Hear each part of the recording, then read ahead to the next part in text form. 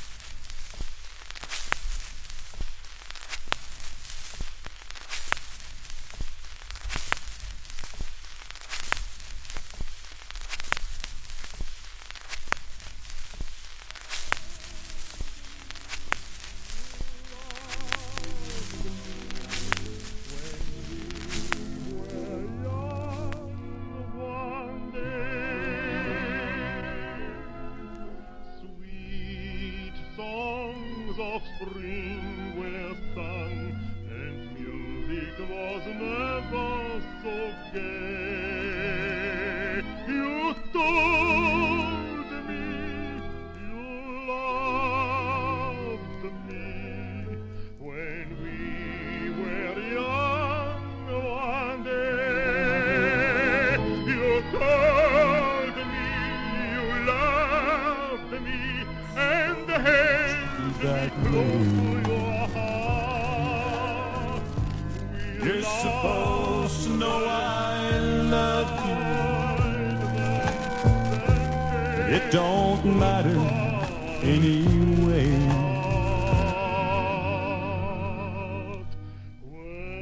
Don't matter anyway.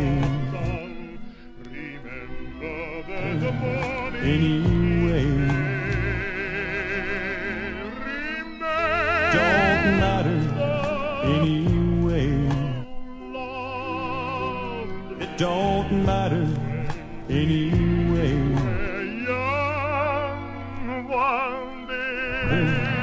Anyway. If I can't be there to console you when you go out to play the scene, play with fireflies till they're gone. Then you rush to meet your lover. Play with real fire till the dawn. It's not supposed to be that way. You're supposed to know I love you. It don't matter anyway. I can't be there to console you.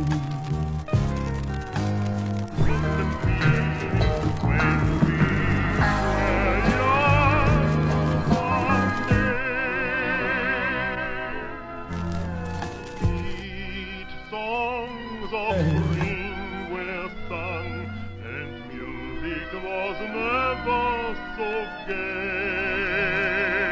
You told me you loved me when we were young one day.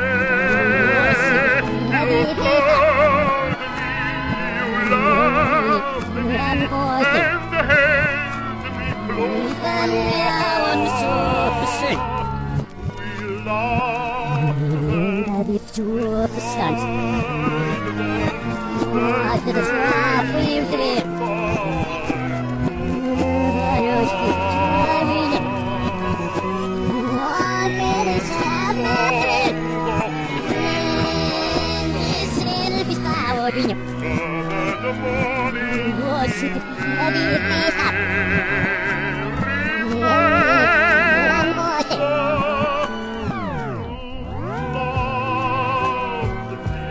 It don't matter anyway.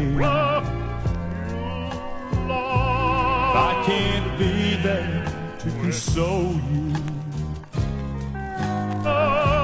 when you go out to play the scene. Play with fireflies till they're gone. Then you rush to meet your lover. Play with real fire till the dawn. It's not supposed to be that way. You're supposed to know I love you. It don't matter anyway. I can't be there to console you.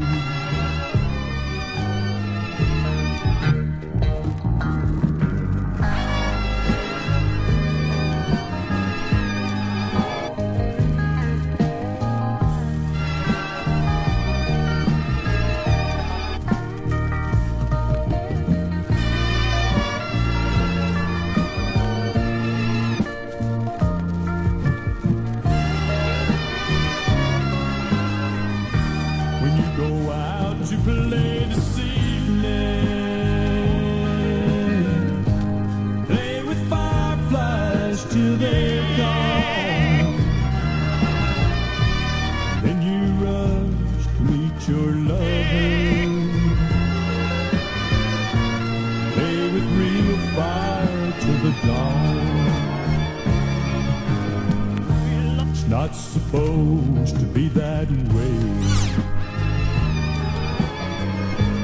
You're supposed to know I love you. It don't matter anyway.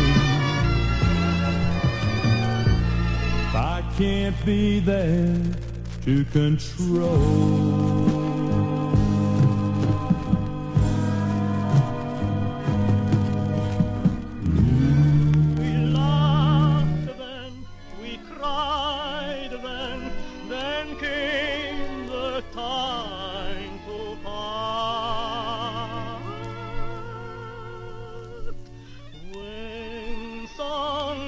Spring are sung, remember that morning in May. Remember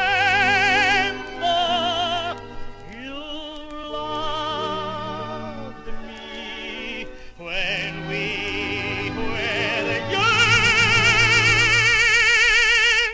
One day.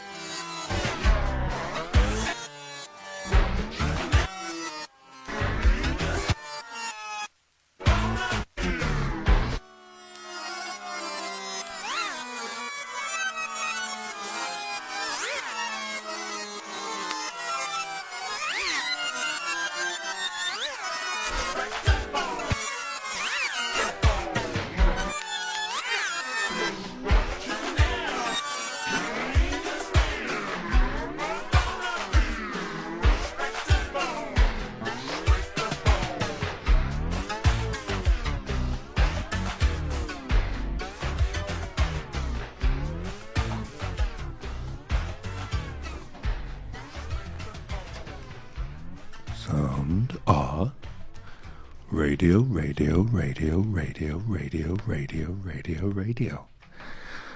Soundart Radio. We are here at Soundart Radio this morning with a very special guest here in the alien kiosk. Our very special guest came all the way from the Faroe Islands and goes by many names. Most commonly, Goodiepal, who will be with us shortly. He's just parking up his UFO in one of the fields nearby, I presume, and will be with us shortly. We had a magical evening last night in Buckfastleigh at the wonderful Skylark Studios. Depresstival performed, and I did my cowboy show, and Lucinda made a wonderful ritual performance by the river, and then Goodiepal gave a performance, which would ring very deeply with all the Niels Fromm fans out there. And Goodiepal is here now. And here he is. Yes. In the Soundart Radio. Oh yeah, studio. And here he is. And am I going through your headphones because I do not have some headphones on? All right. Let's throw some on. Wow. Thank you for bringing me to Devon. Yeah, we had an exciting time. So far, yeah. Mm-hmm. Yeah. Wow, yeah. So thank you also for yesterday. I kind of caught a little cold, but that's but now it's over because now I'm on the radio. Now I'm on the radio. Yeah, now it's better. Like 2 minutes ago it was there, but now it's gone. Yeah. Right. Yeah, these things happen. Things happen. Yeah. Like you say, you can bend reality, can't you? Potentially. And get rid of that cold in time for the radio. It's interesting. I mean, do you remember in London there was a record store called These Records? I do not. Okay, there was a Howard and Andy. They was running them from their home, basically. You had to ring a bell and you had to wait until they opened the door, and they would insult everyone. They would try to buy records, and it was not a particularly good business model, but it was legendary for that, and they stocked all the cool sounds back in the days. Now, later on, I was out and about in London, and I met Howard, and he told me about he had done a lot of LSD, and he thought about being young in London on LSD. See, these are hippies. He talked about being like on LSD, going around in London, and then if the police or somebody approached you, he was somehow able to turn down the trip a bit. He mentally he could sort of control it a little bit. But he would be very anxious if people talked to him for too long, because then it was kind of coming back. It was crawling back into. Yeah, the longer it goes on, the more it creeps back. To so he kind of could suppress it for a little while. I thought that was interesting. I've never done LSD, so that's acid, I think you called it. But no, I've never done that. But that was a funny story. But I think you can do that with a lot of things. You can suppress and you can bend and you can drag things out and things like that. Yeah, basically, yeah. Yeah, I guess so. Yeah. I guess, but who knows? But right now I don't have a cold, and I think in a minute I will have a cold again. Yeah, well, we'll see. We'll see how far reality will bend in the favor of not having a cold. Let's see. Yeah, I don't have a cold, right? Which is a rare thing. All right. Yeah. Yeah, I've had coronavirus 8 times. That's a lot. Oh, why did you have it that many times? I don't know. All right. Susceptible. All right. Yeah, I lived in Serbia while the corona was on its height, and the first time corona broke out, people were like stayed at home, locked down, but then they were like, but we make so little money that we cannot afford to. We cannot afford to be at home. So everybody was just out and saying, whatever, the virus is the virus. Now I was there with some Norwegians and some Danish people, and they were fully waxed. And I was for some reason not waxed, but we caught the virus the same day. Whatever that means, also bendable reality. I mean, I'm not saying, but it was amazing because being there, you also realize that it was because the Balkans are and Serbia is in the middle of everything. So you could have the Russian vaccine, you could have the American, the Pfizer one or whatever. You could have the Euro one, and you could have the Chinese one, etc., etc. So it's like a buffet. You could take all of the vaccines, but some of them did not work because a Hungarian friend of mine, she tried to go to Denmark and she had the Russian one, Sputnik, I think it was called, and she was not allowed to enter Denmark with that vaccine. So it's not only about bringing the virus down. It was also about selling vaccines. That was but yeah, I'm not. Hey, now it sounds like I'm trying to advocate for something, which I'm not. I'm just saying that bendable reality. But I could have any one of the vaccines. That was amazing. Yeah, it was a buffet, vaccine buffet. Yeah, exactly. That's amazing. There was a wonderful news story that came out here recently. Right. That during the pandemic, at the beginning-ish of it, where they couldn't get the vaccines, right? Boris Johnson apparently proposed to invade the Netherlands, to steal away their vaccines via military invasion, which would have been an interesting moment of history, wouldn't it? The aquatic invasion of the British Army to the Dutch ports to steal their vaccines. That sounds very good. Yeah, it would have been exciting. In these parallel dimensions where these exciting things happen, I'd like to be there. Yeah. I'd like to see Boris Johnson in his wetsuit, climbing into the sea and swimming across to the Hook of Holland. And you probably need somebody to do it for you, though. Yeah, maybe. But I presumed this guy was some sort of man of action and would do it all himself. Well, that sounds all right. Yeah. Wow. Shocking. Any other of those stories? A lot of crazy things happen to. See, what's interesting about being in Serbia, speaking about bending reality, and what's interesting in the Balkans is that everybody believes in. Everybody's conspiratorial. I mean, and it's on a level where it's and everybody has their own stories. And it's on a level where you somehow have to accept it because you walk down the street and I was out with my daughter a late night, and it had been snowing a lot. And all trees, branches started falling off the trees on a lot of high level, and I think it had something to do with water in the trees and cold and whatnot. But I mean, they were like, and it was a strange and very. It was in Belgrade. It's a beautiful moment, but also a little strange. But then the day afterwards, I talked to my Serbian friends about it, and they were like, "The Americans." This is the Americans. They do chemtrails. They've been doing this for 17 years and that kind of thing.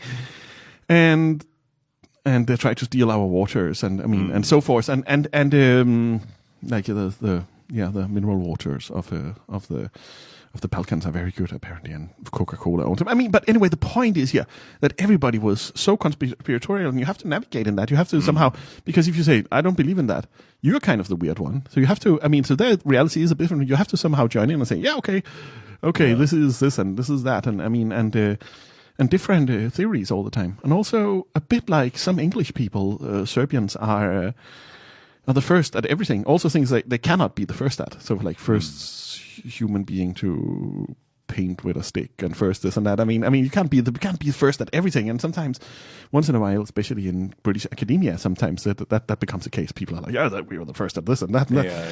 Serbia is a bit like that. So it came to a point where I was sitting at a cafe speaking to a friend of mine, and he is a very good friend of mine. And we call him the Kitschy Man, and he could read in coffee. But not if there's milk in the coffee, because if there's milk in the coffee, it becomes what he says, Milky Way. And I'm like, what are you talking about? He wouldn't explain to me what it meant, but it was like, then it becomes Milky Way. Then I kind of, all right, fair enough.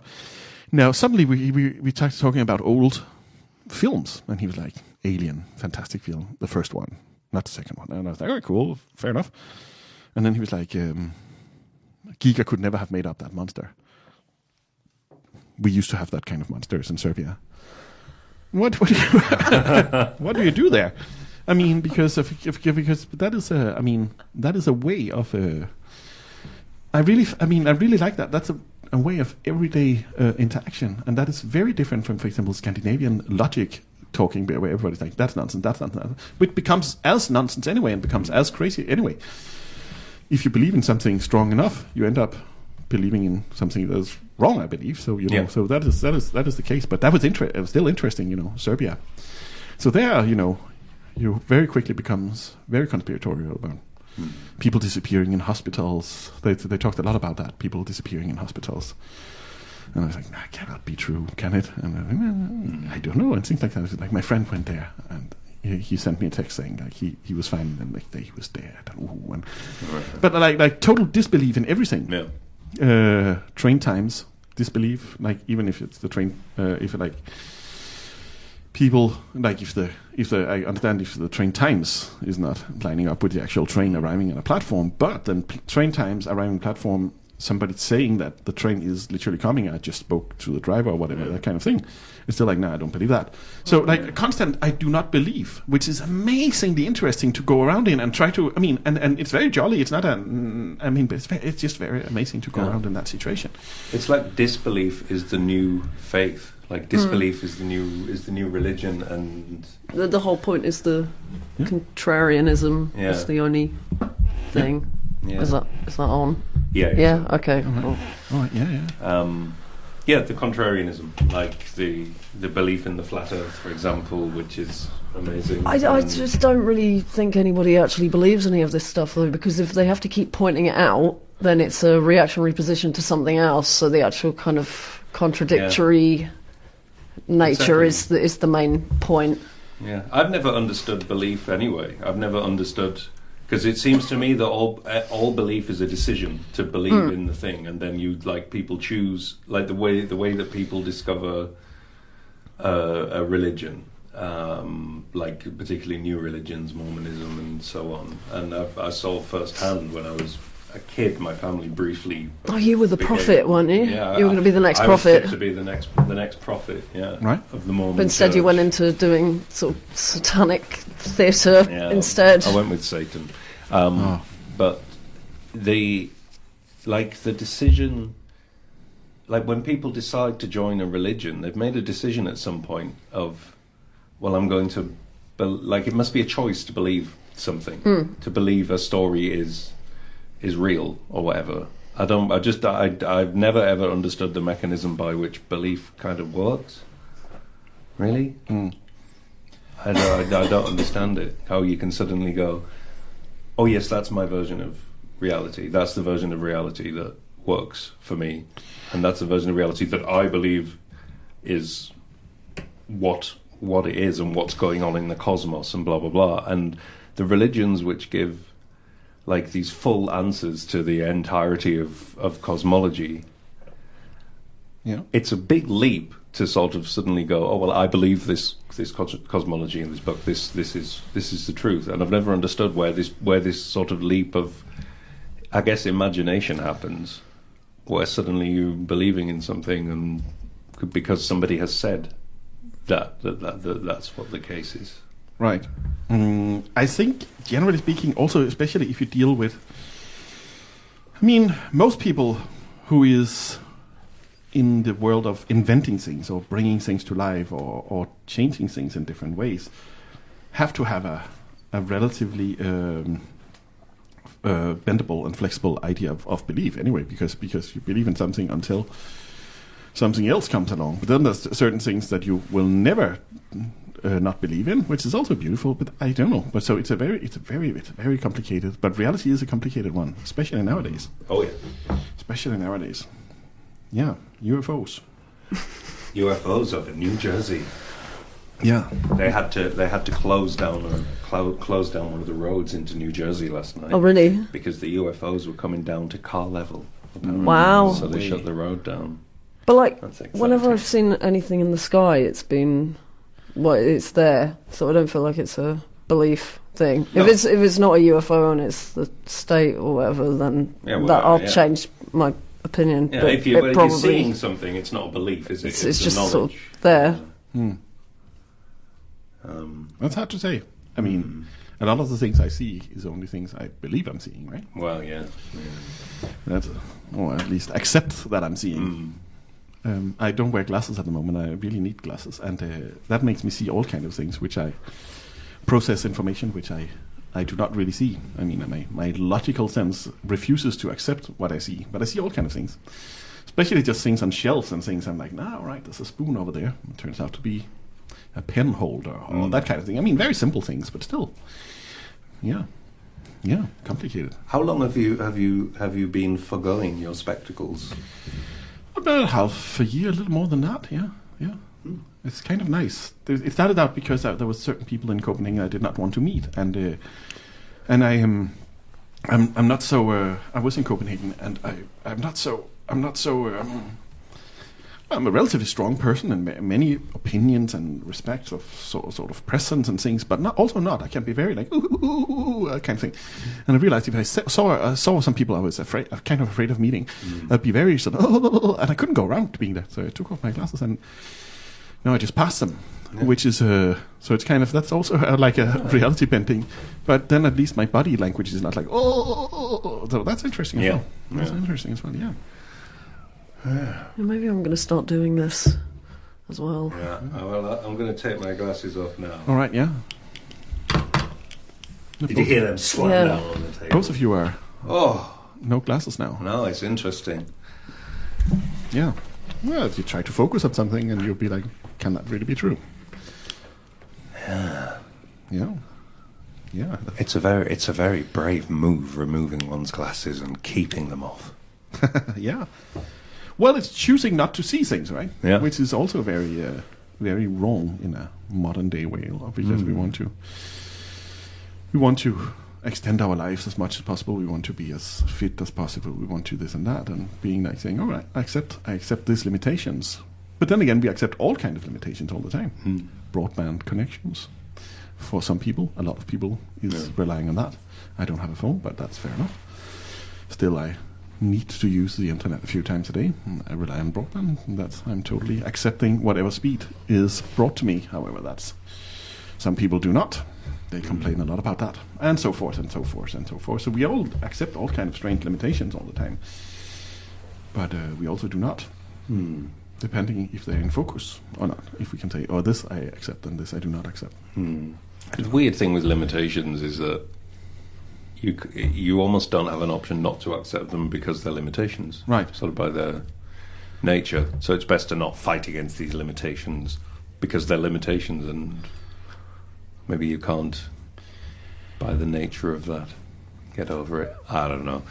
Like the thing, like with music and composing music, and the whole thing of composers like imposing all these like limitations at the beginning of a composition, rather than having because now we have like the entirety of like recorded history to access and things, and it's really quick to make computer music in lots and lots of ways.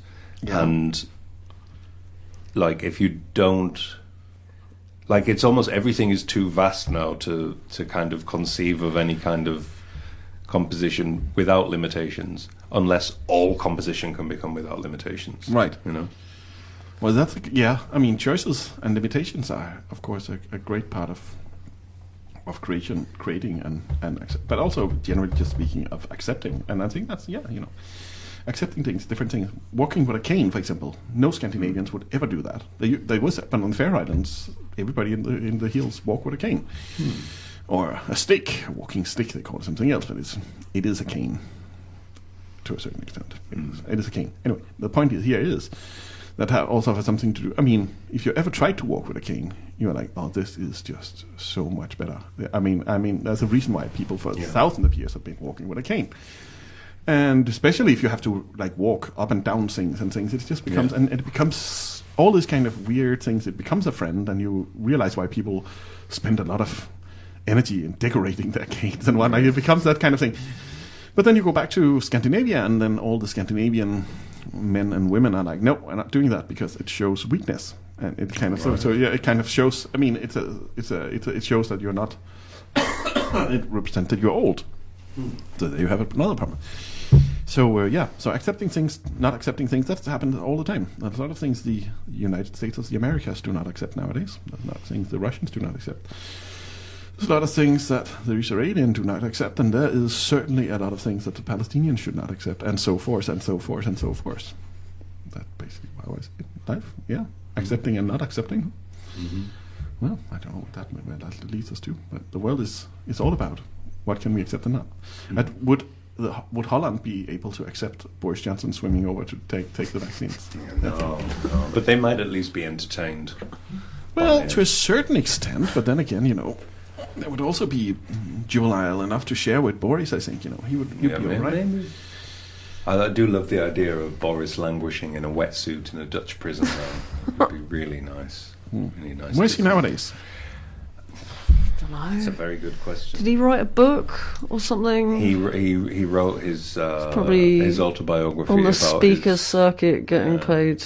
Yeah, that's what they all do. 250,000 or something. They get paid $250,000 to do speeches after they've finished in government. Right. I wonder what the speeches are about. Well, he just they goes, can't string sentences together. Yeah. Interesting. But yeah, he spends his time. He writes historical biographies as well, doesn't he? Like he wrote all about Churchill and the glory of colonialism. Yeah, beautiful. No, I just think, generally speaking, that it's interesting with. It's also interesting with people that have had that time, but is still supported by society. I mean, somehow that you're out of office, but you're still supported by society, which is something that, for example, painters and musicians and things rarely has that kind of support. The societal support, especially in this country or most places in Europe. But that's basically there's something interesting of being. I mean, you have said what you want. We're not being political right now. We just say, okay, you've said what you want. You've made your decisions. You've changed life into a certain. But now you're no longer in power. You're no longer in office. What you do has a minimum of impact. I mean, of course, you can still go around and say various things or things like that, but you're still kept in the charge of being interesting. Although you are basically out of being an interesting one in this. Yeah, I have no idea. It's interesting. I think that's interesting. But don't make no mistakes. I think a lot of these people have strange jobs where they still influence in various things. The Danish Prime Minister Anders Fogh, he was leading the Iraq invasion and all that kind of. I mean, he was pro Denmark joining, and he was leading that role in European Parliament. Blah blah blah. And then because of that, he was offered a high position in NATO, and then he basically left. He quitted the office, which is also a strange one. So basically, he was like, "Yeah, all right, hey, there's a job. I'm out." But in the middle of his period as being, and he is still active. He has something I walk by it sometimes in Copenhagen called Fogh Consulting. And I have no idea what he consults about, but he is very low key compared to being like Danish Prime Minister. I guess he still does things. I guess he's kind of helps dodgy political decisions to flow down in the throats of Scandinavians better. I have no idea what he does. Well, it's like here we still, whenever there's any political situation, Tony Blair comes and pipes in, doesn't he? Tony Blair. He's never gonna go away. And the thing is, every single time that guy posts anything on the internet or pipes in about everything, right? All the comments underneath just say war criminal, war criminal. So he knows that the entire population think he's a war criminal, but they still, he still persists in appearing with his golden smile. He's got long hair now, hasn't he? He's got like a long mullet now, kind of thing. It's beautiful. He's got a really exciting image going on now. And what is his war crime? Let's bring it into the air. Sorry, the invasion of Iraq. Destabilization of the destabilization of the entire planet. Well done. Yeah, all right. At least he got to follow his dreams. Exactly, and that's what matters. That we all get to follow our dreams. Well, I mean, it's even generally the war just criminals. Dictators who get to follow their dreams. They really no one do, else don't they? They really know how to make gets their to dreams do it. come true. Yeah, be a dictator. Make your dreams come true. All right. Yeah. Well, that's all right. Maybe that's a career. I'm getting very old. Imagine if I joined politics instead of joining. Yeah. be a scary one. Yeah, there you are. Yeah. Right, Tony Blair. Yeah, all right. Politics. How's the political situation right now in this country? It's I don't know, really. It's kind of Labour have gone really sort of slightly right of centre, Right. I guess, Yeah. and they're facilitating a genocide of people Yeah.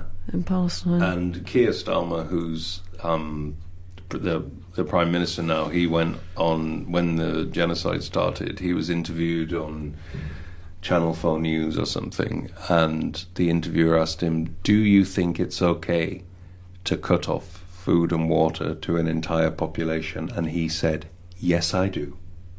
So, well, he just said the line about he's, self-defense. yeah, didn't he? Israel But- has a right to defend itself. but- And so, it's not great. And, I thought that it would be, maybe just a little bit better after, after the appalling Tories went out. Yeah. But it's not funny anymore. The Tories were funny, They were... Liz Truss was hilarious. an exciting time. Yeah, we had Liz Truss, who became Prime Minister, and within 3 days she collapsed the entire economy. It was just brilliant. It was a brilliant time. And then like Rishi Sunak saying back to square one, and he was really funny. He was really funny to watch get angry. Yeah. Because the angrier he got, the funnier he got, didn't he? And it was really, really gold. So the time when everything was completely balmy and the completely crazed Sociopaths. Tory sociopath thing, once that was gone, I find now that I miss the entertainment. I want my politicians, if they're going to be nasty politicians, right, and like dictator types, and then I want them to be ridiculous and over the top like dictators, like Kim Jong Un. Yeah, okay. You want them to be. I want them to glam it up a bit. Yeah. And be absurd and ridiculous and say stupid things that make no sense. Attracts people to populism. Yeah, exactly. And now we kind of have like this sort of double standard sort of office administrator running. Well, the country they're kind of talking thing. about all the sort of like disability benefit reforms and everything, and we're again another sort of they're using us as the hated demographic or because the problems in whatever. this country are not the result of like billionaires or anything like that. All the problems in this country are they're caused by one, the people fleeing from war zones and coming over the sea and in desperation. The problems are caused by them, and the problems are also caused by whatever the thing was we were just talking disabled about. people. Oh yeah, disabled people are the evil ones in England who are causing all the problems. Yeah, at least I've got clarification that I am evil now. I was wondering. But what Now I know. What is the sale point in that one? That they're stealing all the rich people's money by being disabled, and they're lazy and work shy and should be getting back to work. All right. That's what it's about. Well, I mean, most of us have tried, but it doesn't. Yeah. It doesn't really seem to pan Yeah. out because people don't want to hire a lot of us. The clue in disability is the word disability, isn't it? Which means that you aren't able to do the normative thing. Yeah. And actually, none of us in this room are capable of doing the normative thing and fitting I've into tried. normal I've society. really tried. Yeah. What did you try to do? Everything, mainly catering, customer service. Right. Catering and customer service. But I always get sacked for being too. You're not part of the team. You're a bit weird. You're not a team player. Yeah. Why don't you smile more? That sort of thing. So, I mean, if they want me to go and be normal, I mean, this is just it's stupid, isn't it? Like, get rid of that. Yeah. Yeah, very complicated. Very complicated. Life is complicated. So, bending reality is the only way. Yeah. Yeah. So, I'll just grab a little glass of a cup. Mm-hmm. Manipulation of reality. Right. Is there any tools to do so?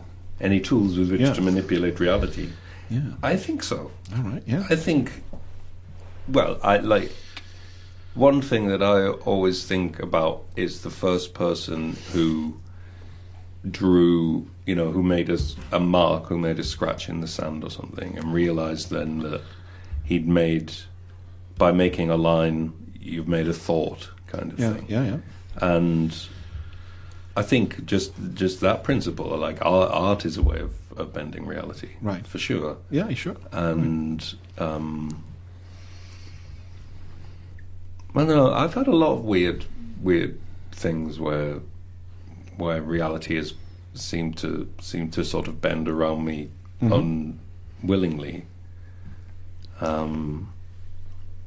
But there's just lots and lots of very interesting sort of fringe science research coming out at the moment about I can't remember the name of the scientist, but he was investigating this kind of new age idea that they have of the aura.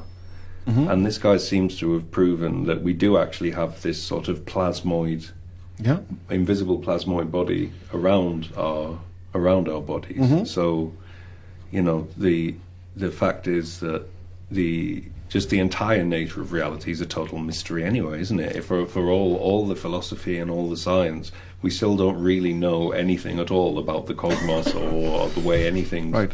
operating. And I just feel very strongly that there are the reality has holes in it and things,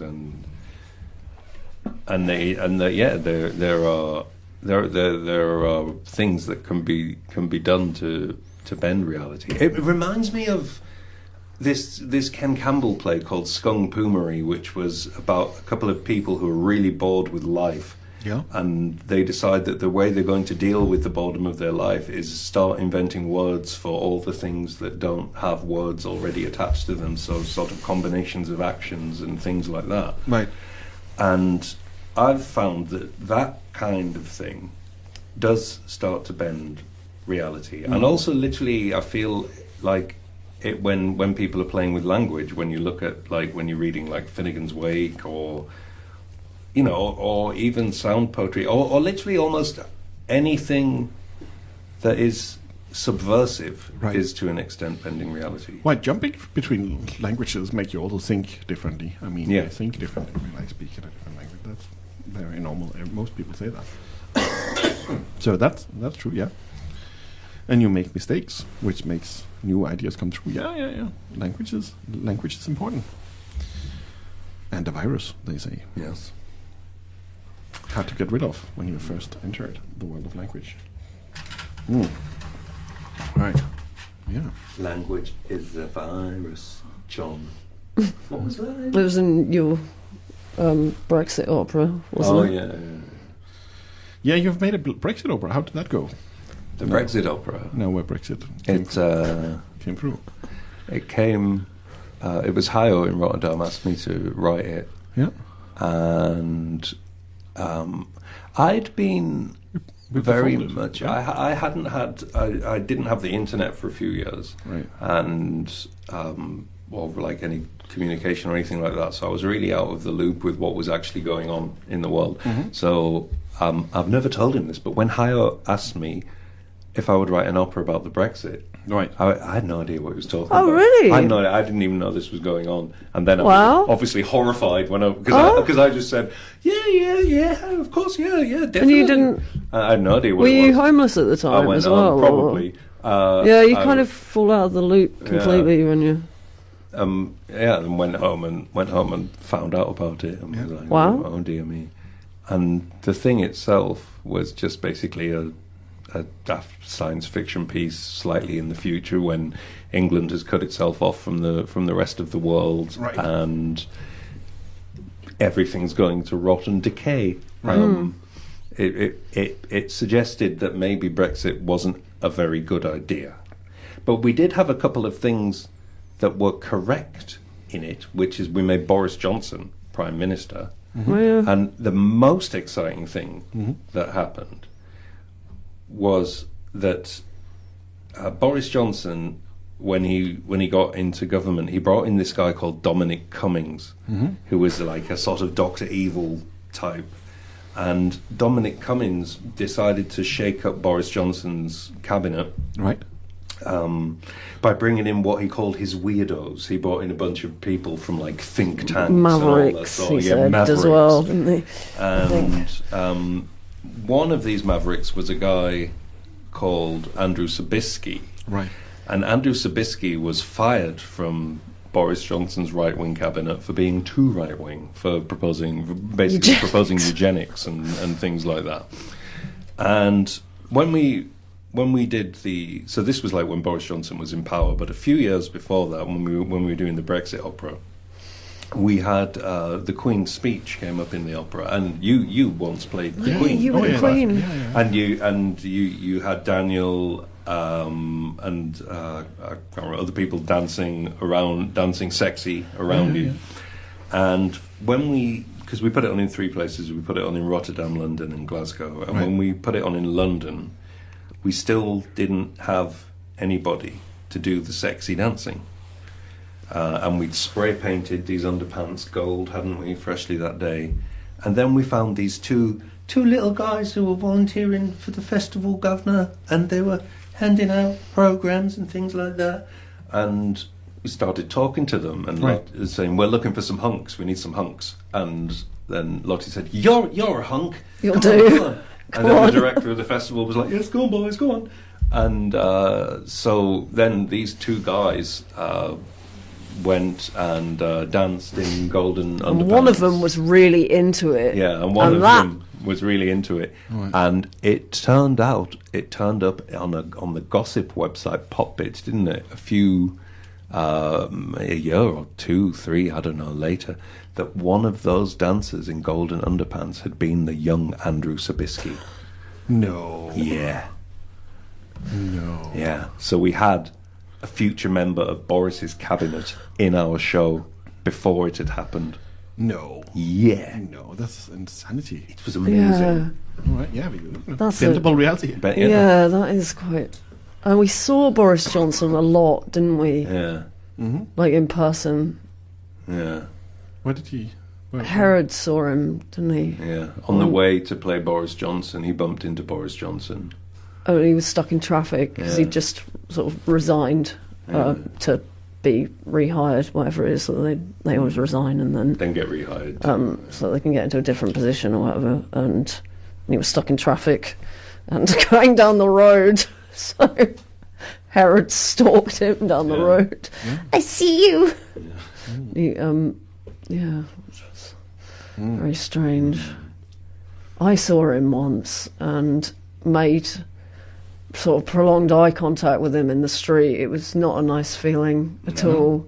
You had a bad Boris Johnson feeling. Very strange. I've never seen Boris Johnson. Really? Yeah, never. I'm feeling left out now. Well, have you ever seen Boris Johnson? On the bike. Yeah. Oh. He was on the bike very early. Well, you did. Yeah. So I'm the only person in this room who hasn't seen Boris Johnson. We saw Theresa May, didn't we? I didn't see Theresa May. She saw drove Theresa past May. I was turned around. in the middle of nowhere. Yeah. On the Isle of Wight. And she had a little old man on a motorbike. She had a police escort behind. It made me very paranoid. Yeah. What is she doing nowadays? Theresa May. Yeah. I don't know. She actually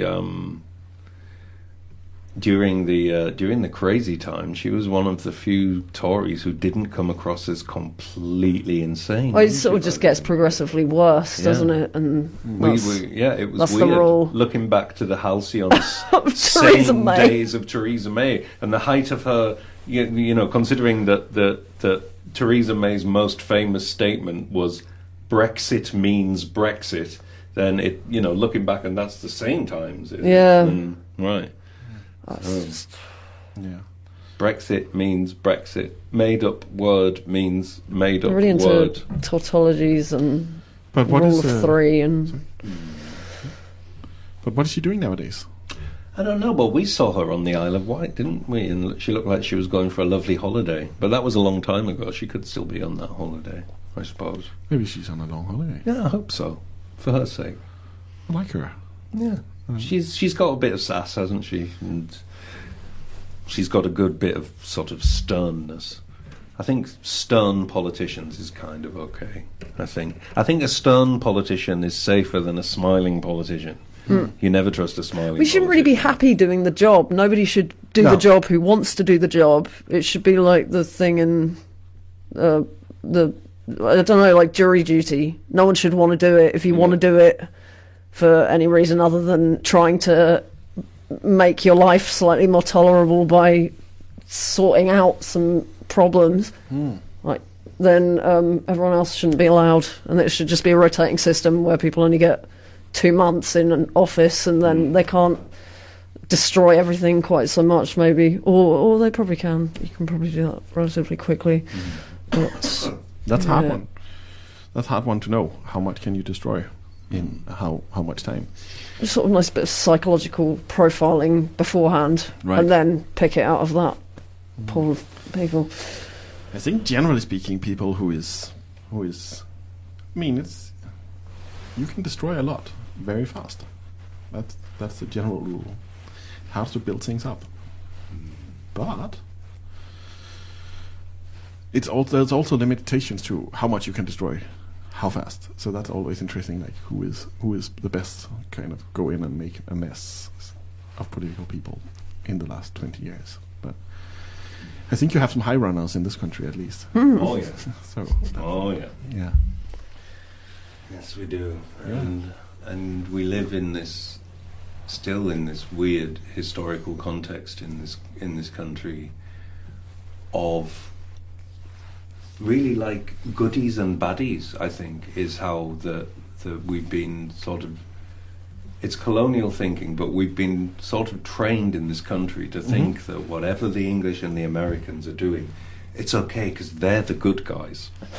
But then, you know, I did not know until recently that the statistic of Native Americans killed was 70 million. You know, but these are the good guys. Of history, which is interesting. That is, there's a lot of numbers out there. Yeah, numbers don't lie. People say, but I do believe in numbers. Also lie. Numbers are also strange. Yeah. Everything is. But being good and bad is also a decimal system. Yeah. And I'm not sure I believe in that one. But then again, power usually seems to be complicated. Yeah. That usually seems to be what corrupts. And if you could say power is generally bad. Not generally speaking. Generally speaking, I think most people that get into power becomes really horrible. Yeah. And it's this. It doesn't really matter which. I mean, you know, I've done a lot of like refugee. I wouldn't call it work. Refugee being next to, not even aid, but also like all that kind of and illegal things in the Balkans and all that kind of stuff. And we don't want to dive into that right now. But what I'm generally would say that is that even in like refugee organizations, this and that, as soon as power comes in, the whole thing falls apart. So that takes us down to actually, I think, the best. I mean, there's something called No Name Kitchen. That is some Spanish anarchists, and they do drugs and they cook and they do a whole lot of activistal work, and they have sex with refugees while they try to smuggle them over borders in Croatia and whatnot. And it's a big mess, and it's so wrong, and there's so many flags that just lights up. But afterwards, I have noticed, because now I've done this for 15 years, and I've noticed that the people who have been doing this, those people are still in contact with their refugee friends. So they might cross all kind of lines, but do not do that, and they might be in a what we would consider a societorial wrong way of crossing lines. But they still afterwards somehow get together and talk about things, and then it's somehow all right. So they keep in touch with their new immigrant refugee friends who is entering, the newcomers who is entering countries and have to build up a life. While, for example, more sophisticated German organizations who are not allowed to do this and who is not allowed to do that and have politics for everything they do, kind of tend to, when they are done doing their their refugee aid or whatever they would call it. They shake hands and they go back to university and there's no longer any contact. So basically what I'm saying is all the bad things that society basically points out seems to be the ones that actually binds people together on a longer term. Yeah. Which is, again, like very complicated. So I would say the only thing I have seen at least is that the people that run these kind of organizations, as soon as there's like leaders and things like that, then they start to fall apart. There was something in Denmark called the trampoline house. Fell totally apart. Everything's falls apart again. Yeah, it's interesting. Power and status is the thing that I've been thinking a lot about, right, for many years, from a time when I went to a zoo and looked at the colony of baboons and their rock, and I didn't realize anything about like autism and all that kind of thing until I was in like my mid-30s. Right. And I didn't realize, and again from like more recent observation and just thinking about it, that there is a lot of people whose entire kind of raison d'etre is to be at a higher status than the person next to them, but in these ways that are kind of fictitious also to themselves. So even just like being snappy and unpleasant to someone puts someone, just for that little that's why precious people moment, do it. puts them on a higher status just for that precious little moment. And people are trying to cling and grab on to sort of the baboon thing of being higher up than other people, and trying to find just whatever way they can to do that. And I certainly didn't know that that's how lots of people were operating, and it was kind of surprising. I think I've only just worked it out. I know a lot of people who do this sort of thing. Edinburgh Fringe. It's all people networking at each other and stuff. But I don't understand what you win with it, because nobody's getting any kind of monetary compensation. I can understand why you do it for money, because that's like a sort of tangible thing that exists. Well, it doesn't exist, but people want money and they need it to buy things. But I don't really get why. Like when we were in Bristol, there was a particular place that we were in a lot, and there was a lot of this kind of like an art group thing and this status thing, people being horrible to each other, but there's nothing tangible to get. So what do they win? What's the thing that you get when you're the one who's like in that I don't understand of ennoblement? I think it is sort of self-aggrandizing ennoblement. It's the reason people bully people, isn't it? It's the reason school bullies bully, because they get to feel higher in status than the person that they're bullying. Yeah, I've never felt this feeling ever. No, but I mean, it's because I've like run projects and run things, and sort of been the person in charge of stuff sometimes, but it doesn't feel. Well, it doesn't feel like anything. It just feels like, well, nobody else is. You're not doing it for status. You're doing no one else is going to do it, so I may as well do it. You're happy if the night goes well. Well, yeah. I want to be seen to be a promoter. Yeah, when actually it's just kind of horrible and makes me really paranoid. But I want to plan events. I plan events. I promote them. Look at me. Yeah. I think, but I mean, power and status is also a token that can be turned into. I mean, at least people might hope that can be turned into a monetary situation at the end of the day. That's also complicated. So that's why people that go straight for the money usually ends up looking weird compared to end up looking. Let's say, for example, if you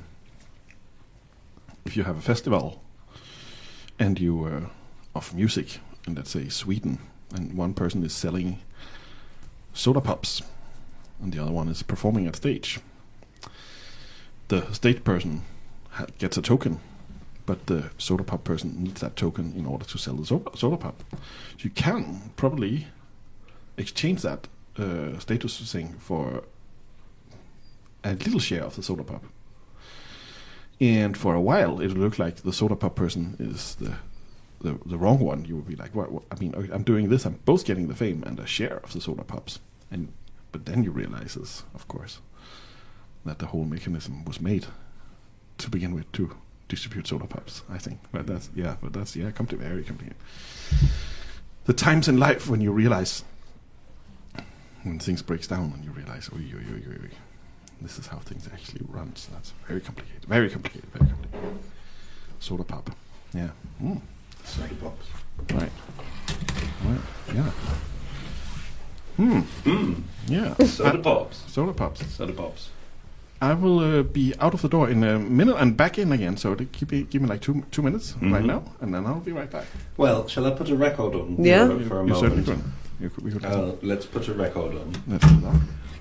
Oh, The record is coming.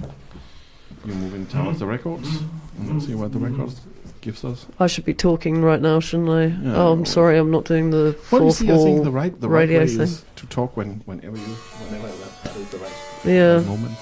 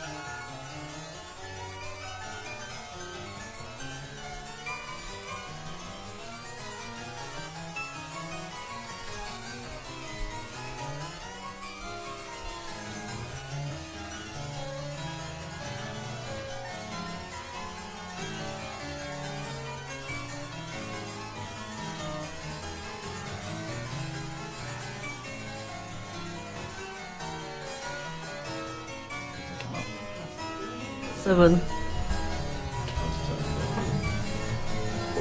Oh, right.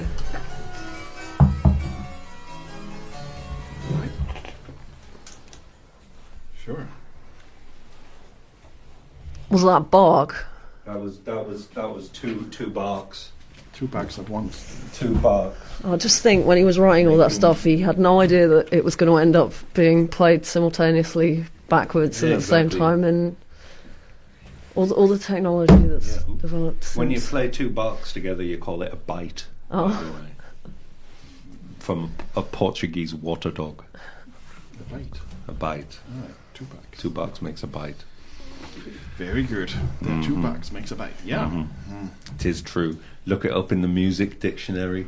2 barks, and then it just You're not has... allowed to make jokes in front of musicologists. They would be upset about that. Don't wouldn't make they? jokes in front of musicologists. But you can play that kind of music, right? You can play Bach, can't you? No. Yeah, you can. Well, maybe on once. the cello. I'm not On very the good cello at. a little bit. I'm not very good at it. I Not like- not in a way I would ever do in front of anyone. because of trills. I can't play trills. Like I don't know why is a problem. Like what? Playing? Like as in any kind of baroque ornamentation stuff. So that's why I play modern music, just because of that. There's no frills. Yeah, You there's call it not. trills? Trills, sort of like diddle kind of thing. It should be called a frill. Yeah, They're the frilly bits Yeah. on music. They're like the lace and things like But that. I can't I all can't right. do it because my hands sort of seize up. I've been trying for years, and I just don't think it's ever going to happen. But it's fine in sort of like Prokofiev and stuff. There isn't much ornamentation. Yeah. So, Yeah. I like that video that somebody filmed of you, Goodiepal, in the studio, where you describe first of all the normal techno, putting the beat and things, Yeah. and then you bring up the frills Oh, the frills. afterwards. All the frills come on top. And Oh, yeah, no, I see what you're talking about. So the bass goes. yeah. I like a bit of frilliness in music. It's got to be either terse, really terse, or really frilly, All right. like clothing. Yeah, True. I either wear terse clothing or frilly clothing. That's a good combo. Yo, you're all very well dressed. Yeah, you're also extremely well dressed. Oh, thanks. Yeah. So here we are, well dressed. You should see us. Yeah, exactly. They'll have to just imagine what we're all wearing. And it's a good job we're not in Finland, isn't it? Yeah. Because then we won't be wearing nothing. That's true. A lot of Finnish people are naked at home after. I mean, it used to be more back in the days, but you used to turn up the heat and walk around naked. And it's a thing. It's not that's something that some people did. It was quite normal. Everyone. And, obviously not everyone, but quite a few. It was a thing. At least it was not considered being like strange. But then again, a lot of British people sleep naked, Yeah. which is also sophisticated. Yeah. I don't do that. I do that. I sleep Yeah. naked. No, fair enough. That's all right. You wherever. Yeah. It's all right. Sleeping a bit naked. That's all right. No, I have a naktkjole. What do you call it? The one that goes all the way. Oh, well, like a nightshirt A that nightie, goes all the that way kind down. Yeah, even like it further down.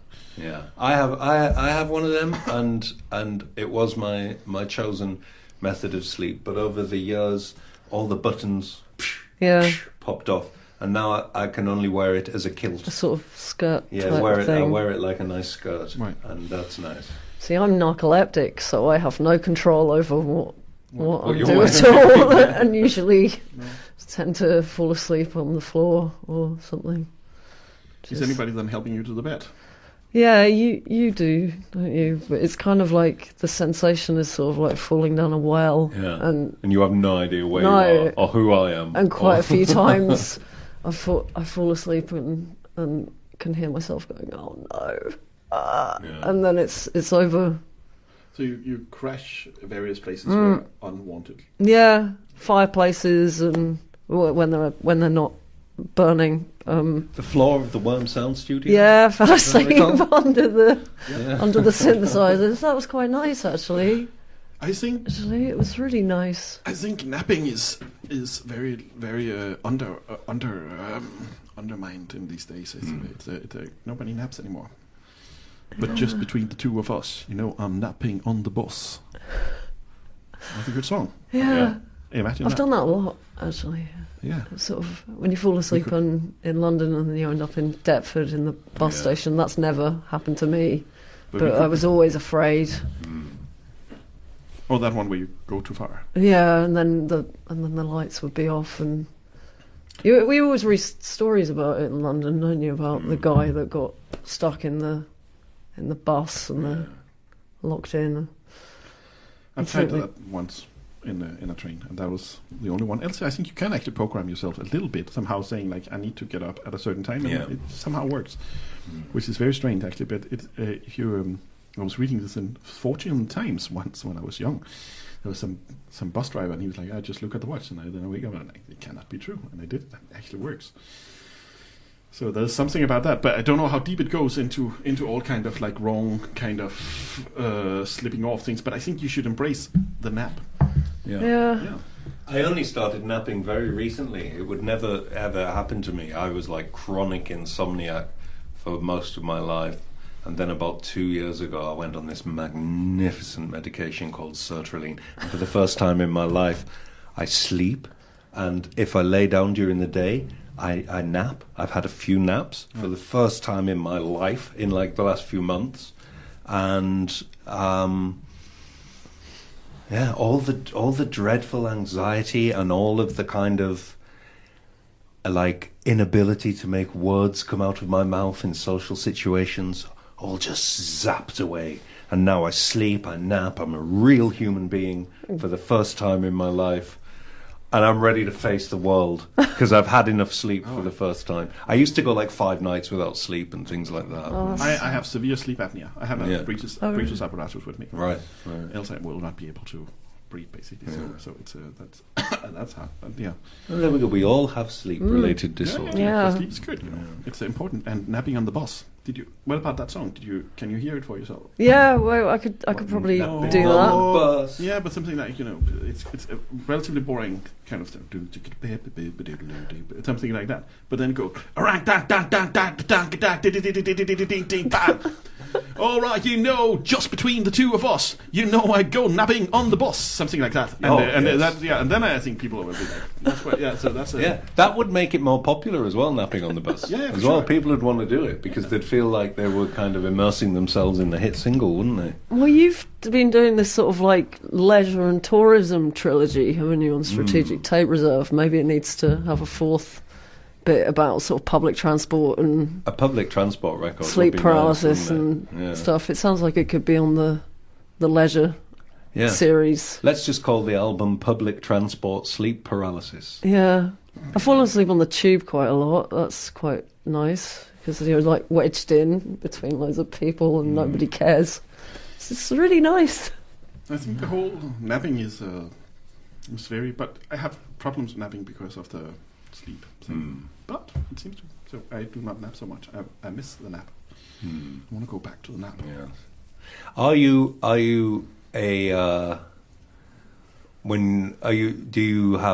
like a massive dreamer? Do you have very vivid dreams, or do you? And like, do you remember I don't remember my dreams. For a long time I did not. And for a long time I was like, no, I don't have any dreams.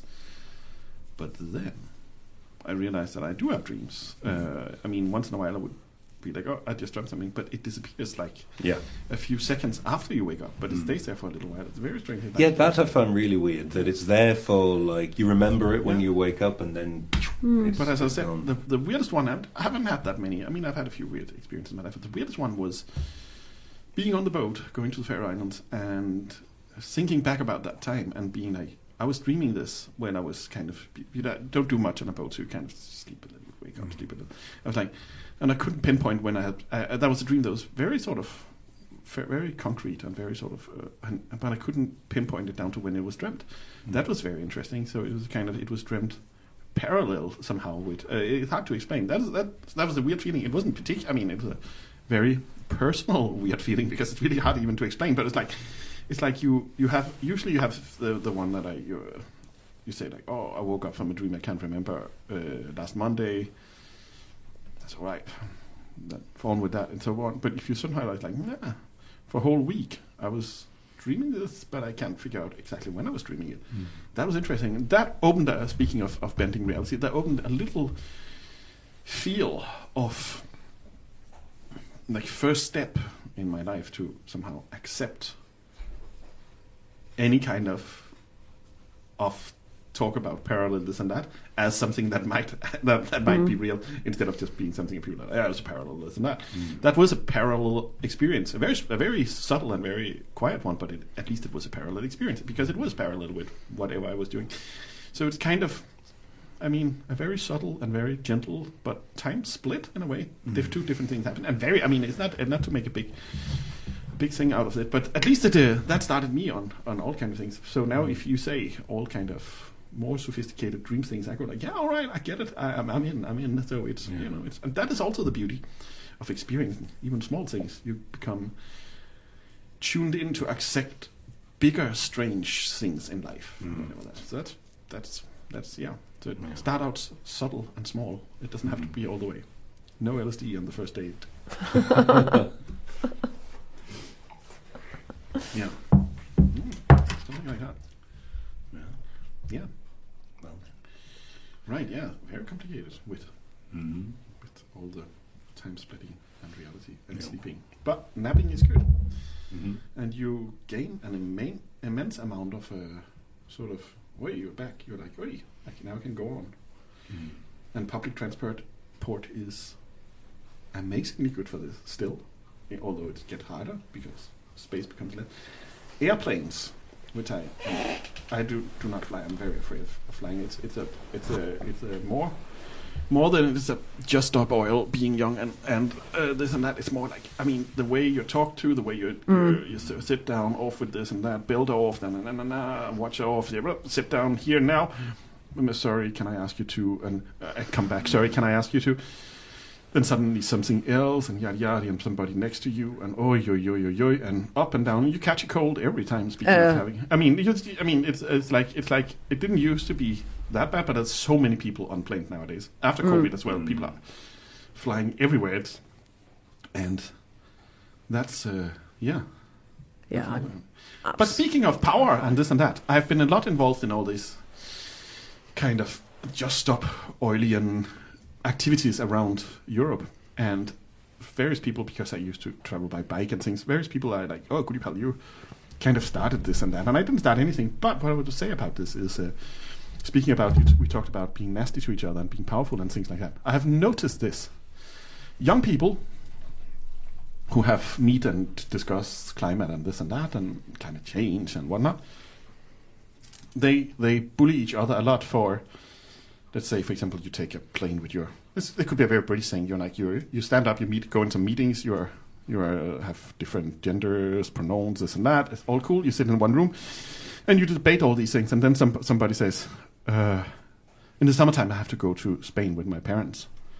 That is simply a no-go. Everybody will go like, "Stop! You can't do this, Marlene. You can't do this." Or Marlene, or whatever, Marlene, or whatever people have like bended their names into in reality bending. And I think that is a new form of bullying, because what about this one? You're young. You grow up in a bourgeois British family. There's simply no way that you can say to your parents, I'm not going to Spain. But you're tuning your brain into that this is something that over time you will stop doing. You say, oh yeah, fair enough. I will as I go along. I will not be doing this. I will do it with my family because I cannot escape this one. But then maybe you do not fly for the next 35 years, while somebody else who is the bullying person might change their. I mean, you really basically might change their viewpoint and then basically start flying like crazy 2 weeks later. What I'm saying is the judgmental thing, especially in this kind of in the younger, because it's all about power and dominance. So I've just noticed how harsh these people are to each other. Yeah. And we're talking about a change in society. I mean, if you actually grew up in a relatively, wealthy British London suburb situation, and you're like, I don't want to do this. There is a way. There's a slip. There's a part of to get out of that as well. You cannot.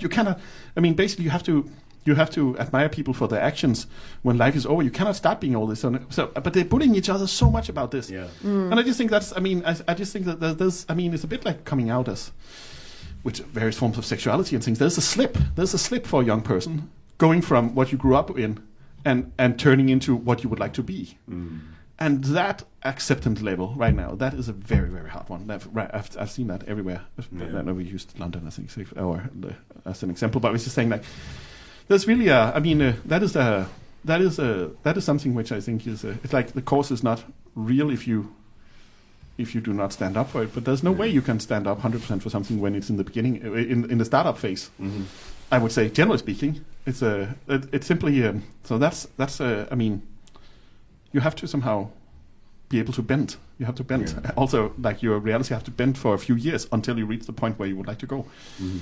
The first bend is complicated, and if you're already judged by that, then it's very. So I've noticed that. Yeah. So I would say, don't judge people who is. But then I would actually even say, make them try it for themselves. Make them try a Ryanair seat for themselves, and it might be the best way of beating.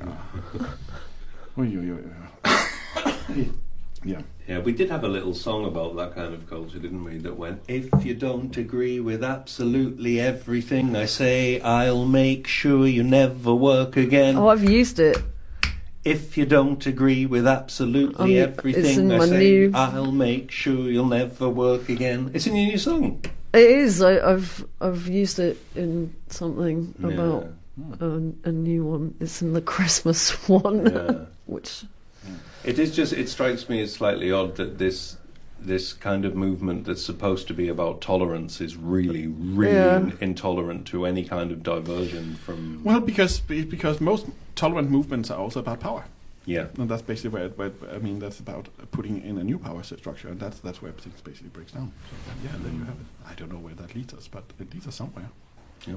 I suppose I was initially really happy when all the when everyone started talking about sort of whatever you want to call it, justice movements or the sort of the woke stuff, because I thought, great, everyone's going to try and be nice to each other. Yeah. Brilliant, I'm on board. People don't want the whole planet to be on fire all the time.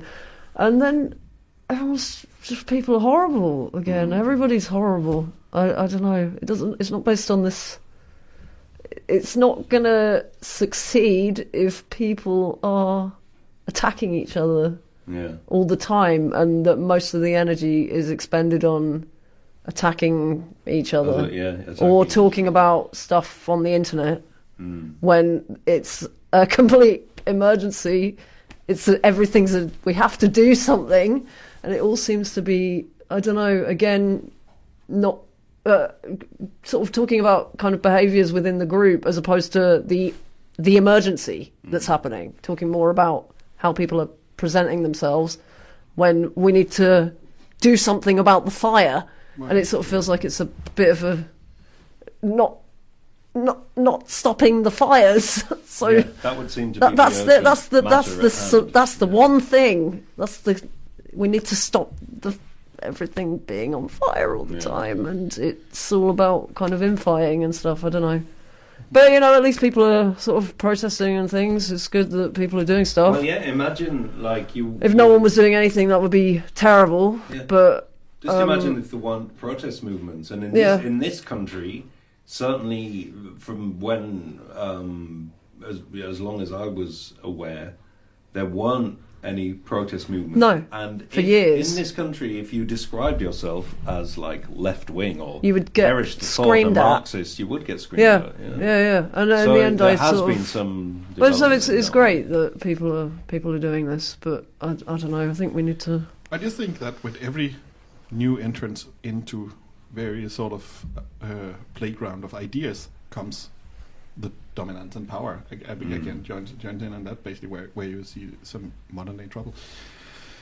And also, generally speaking, what your parents were standing for, or what people generally, I would say the new generation will consider what the generation before them did as something they need to fight against, no matter what happens. So you have a problem. So basically, if you really also believe in something, maybe don't make too much noise about what you believe in.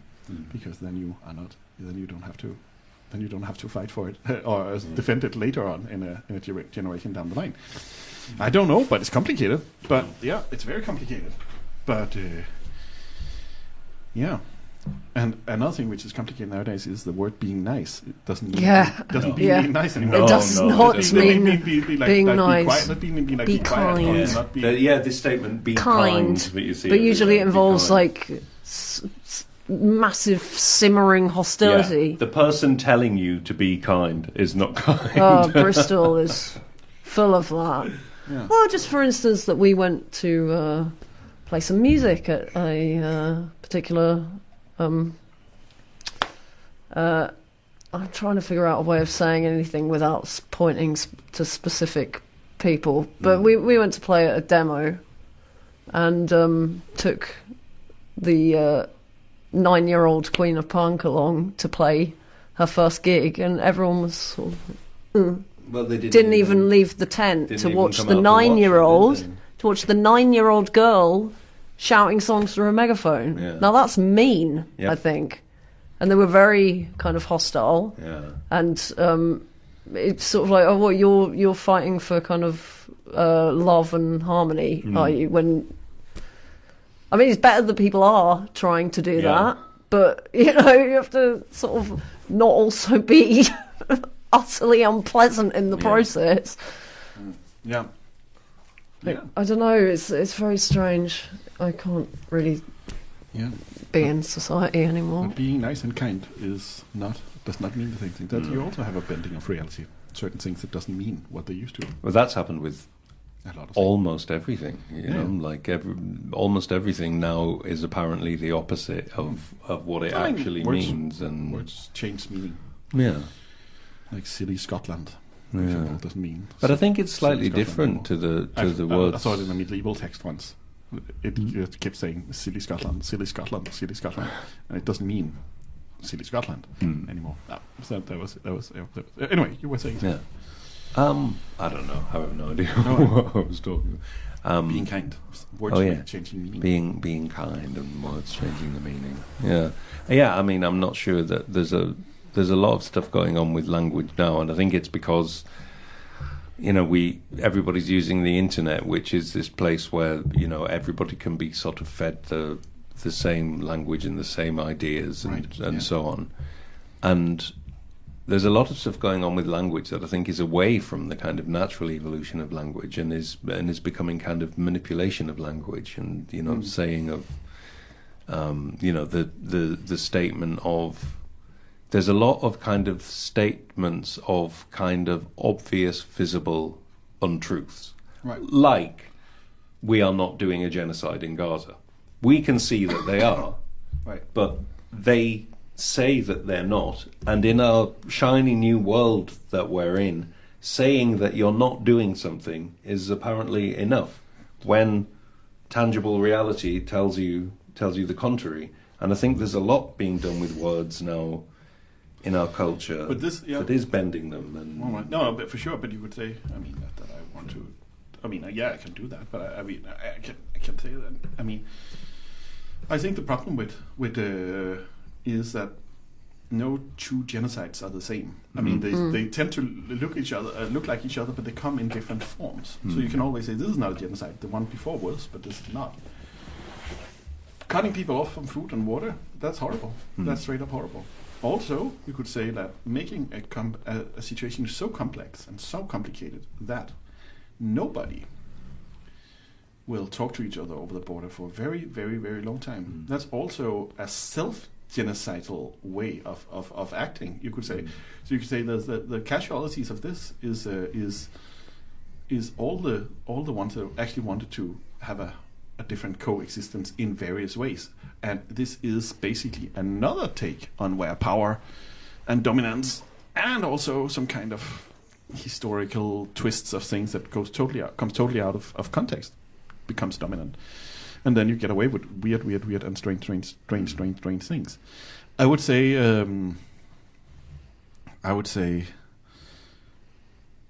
you never know where things go until you sort of start to look at the motivations behind, and nobody's willing to do that. So, for example, in Norway, there's on the high street, there's a Nasdaq commercial in the colors of the Ukrainian flag. People say, commercials lie, but actually that one is telling exactly the truth. It says like invest in war. A friend of mine who is from childhood is working for the Scandinavian defense, blah blah blah blah, and I was sitting down with him and I was like, I think some people are benefiting from this war. He was like, nobody benefits from this war. I'm like, what are you talking about? You have an industrial complex built on some Soviet structures, which is getting totally bumped down. And I guess that the contract to rebuild Ukraine is not going to Chinese or Russian companies. It goes to Western companies. Yeah. And suddenly there you have the whole rebuild of a country as a motivation for also making the war one step further into and so forth. Most people do not agree on these things. They're like, no, we cannot do this, we cannot do that, it cannot be that cruel. But actually, if you look at history, for example, bus lines in Brazil was train lines in Brazil was bought up by American bus companies after the war, and then terminated just to run buses. This happens all the time. This is what what business does. In Serbia, there was a tractor company from Yugoslavian times, and that was actually sustainable. They made a small little tractor, and it was bought by some American investors and shut down. Right. So it cannot generate money anymore, or it cannot be. I mean, so there's no alternative to the.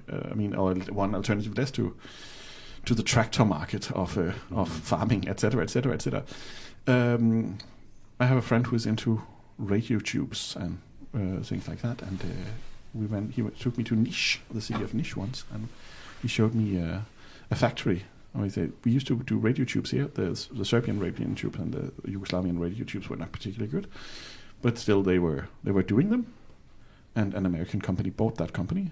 And it's very interesting. If you walk in, everything is cut into two. I mean, if there was, let's say, we're in the studio now, and so, like if I cut the microphone into two, so it's like it's unusable. Cut the cup into two.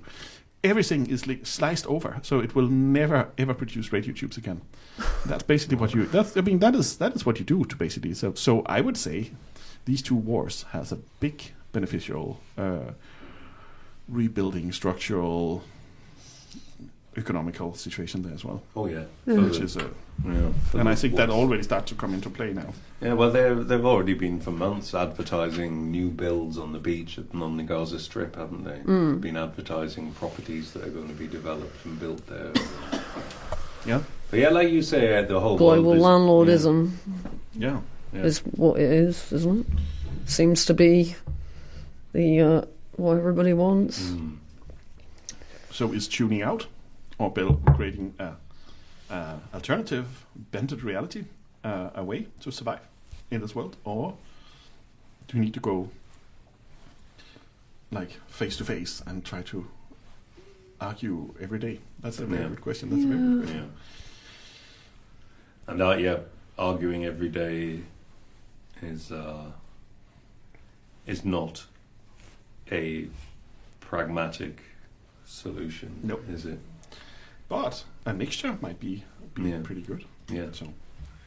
Well, I mean, that's pretty much where we're existing, because our lives is pretty much we are engaged in, well, over the last few weeks particularly, a wonderful plethora of artistic pursuits and activities, and then other than that we're talking with Palestinians every day, right? Yeah. And outside of that, we talk to UFOs. Yeah. So I think well, I don't talk to anyone at the moment because I don't have a phone. But everybody constructs a reality around them, don't they? Religious people construct their reality around themselves based on this thing, and in some ways, it's just in many ways the responsibility to make the world manageable for yourself. The bending of reality is certainly a viable way to do that. But then at the same time, you question what of course what reality is anyway. And if we are capable of bending reality, then reality is constantly in question anyway, which is fun. Mm-hmm. I would generally say, do not drop bombs and other things in your neighbor's backyard. Generally saying, that would be my, And do not encourage other people to do that to their neighbors. That would be 2 rules that could be golden in this times. Very simple rules. I guess. Right. We've been talking for an hour and 40 minutes or something like that, haven't we? We started at about 11:30, didn't we? And there we are. Oh, blimey. Well, there you go. Some time travel going on. Time travel, yeah, right. I once, when this radio station was in a different part of the of this leisure complex that we're in, I once did a 7-hour radio broadcast called Emotional Freedom, and it was at a time when I was having like a huge breakdown, like immense breakdown, and I went and did this 7-hour broadcast, and may have gotten a little high, and then went on the air and kind of got into this world of trying to make this new age meditation thing for 7 hours that descended into noise and blah blah blah blah blah.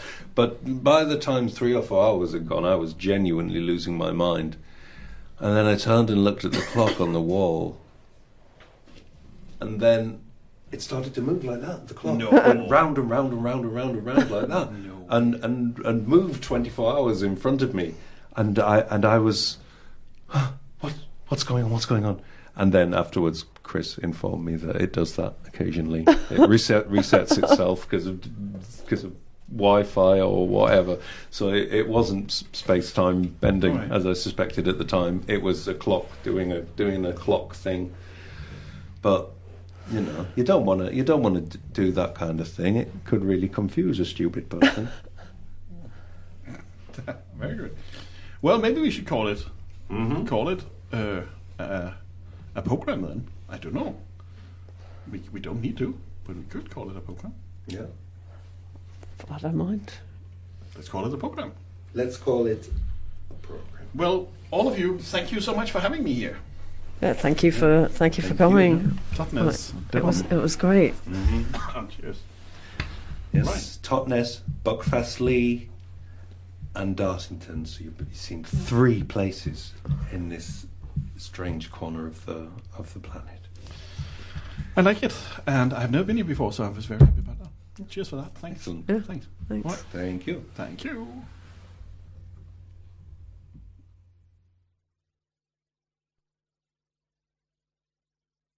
There's nothing on the playout. There's nothing on the playout. I'm going to sing until I've worked it out. There's nothing on the playout. There's nothing on the playout. Ah, there we go.